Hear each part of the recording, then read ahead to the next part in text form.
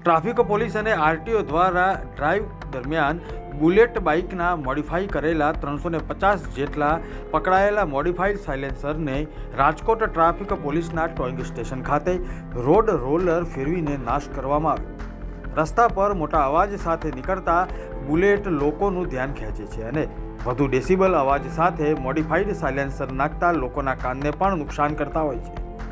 આ modified સાયલેન્સરવાળા bullet ઘણીવાર બેફામ स्पीडे चलावीने घोघाट पण करता होय छे। हमारे सीपी सर हैं ब्रजेश कुमार झा सर, उनकी सूचना से additional CP sir Mahendra Bagadia sir की सूचना से हमने ट्रैफिक ब्रांच ने लास्ट 10 दिन से मॉडिफाइड साइलेंसर के विरुद्ध ड्राइव जो है वो चालू की थी। उसमें मॉडिफाइड साइलेंसर को रिमूव किया गया है और उनको आज डिस्ट्रक्शन करने की कार्रवाई जो है वो की गई है।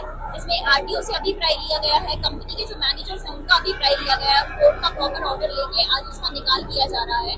इसमें हमें ये देखने को मिलता है कि अगर एक बार फाइन करके हम छोड़ते हैं तो वो बार बार वॉयलेशन कंटिन्यू रहता है। तो वॉयलेशन कंटिन्यू ना हो और एक इम्पैक्ट आए उसके लिए आज हमने ये ड्राइव की है। कितने बुलेट मॉडिफाइड किए? 350 व्हीकल्स का जो साइलेंसर है वो रिमूव किया गया है और 350 साइलेंसर्स का आज हम डिस्ट्रक्शन करते हैं। રાજકોટ ટ્રાફિક બ્રાન્ચ અને આરટીઓએ સાથે મળીને સાયલેન્સર બુલેટમાંથી કઢાવીને રોડ રોલર ફેરવ્યું। પત્રકારોએ જ્યારે ડીસીપી પૂજા યાદવને પ્રશ્ન કર્યો કે જે દુકાનોમાં કે એજન્સીઓમાં આવા સાયલેન્સર વેચાય છે તેની પર કોઈ પગલાં કેમ લેવામાં નથી આવતા, તેના જવાબમાં તેમણે જણાવ્યું કે રોડ પર ચાલતા વાહનોમાં જો આવા સાયલેન્સર હોય તો જ પોલીસ ખાતું કાર્યવાહી કરી શકે છે અને આરટીઓની તે જવાબદારી પણ છે કે જ્યારે આવા સાયલેન્સર વેચાતા હોય ત્યાં તેઓ કાર્યવાહી કરી શકે।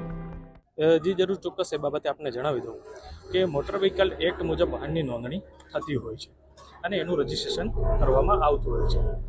અત્યારે હાલ જે માર્કેટમાં જે વાહનો આવતા હોય છે કંપની દ્વારા બનાવેલા વાહનો આવતા હોય છે, એની અંદર આપણે જો જોઈએ તો કંપની ફિટેડ જે વસ્તુ હોય છે એનાથી વિરુદ્ધ જઈ અને અલગ પ્રકારની વસ્તુઓ લગાવવામાં આવે છે। એટલે એનો મતલબ કે અલગ પ્રકારની એસેસરીઝ લગાવવામાં આવતી હોય છે। આ એસેસરીઝ એવી હોય છે કે જે જાહેર જનતાને પણ નુકસાન પહોંચાડતી હોય છે અને ટ્રાફિકના નિયમોનું પણ ઉલ્લંઘન કરતી હોય છે અને મોટર વ્હીકલ એક્ટનું ઉલ્લંઘન કરી અને વાહન ચલાવતા હોય છે। તો આવા રાહદારીઓના વાહન પકડીને ડિટેન કરવામાં આવેલા છે અને જે પણ વધારાની ઇલીગલ એસેસરીઝ લગાવેલી છે એની ઉપર દંડનીય કાર્યવાહી કરે અને એ એસેસરીઝનો નાશ કરવામાં આવે છે। સાથે વાત કરીએ આ વસ્તુનું વેચાણ થતું અટકવું જોઈએ એવું તમારી દ્રષ્ટિએ ન થવું જોઈએ, ખરેખર નાખે તે પછી જાવ।